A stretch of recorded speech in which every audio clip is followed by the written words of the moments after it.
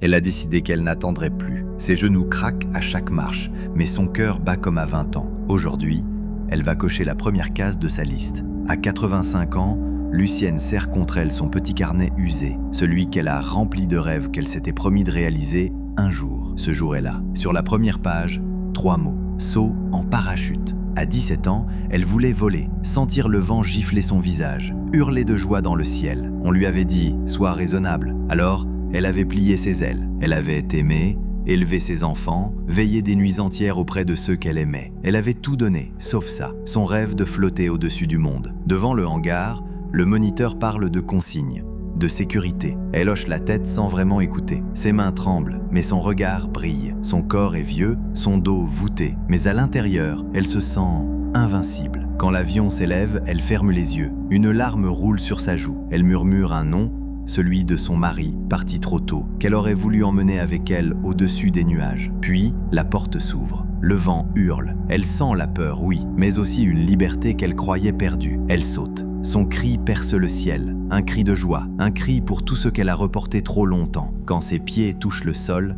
elle rit comme une enfant. Dans son carnet, elle barre la première ligne. Prochain rêve, chanter devant une foule. Et cette fois, rien ni personne ne l'arrêtera.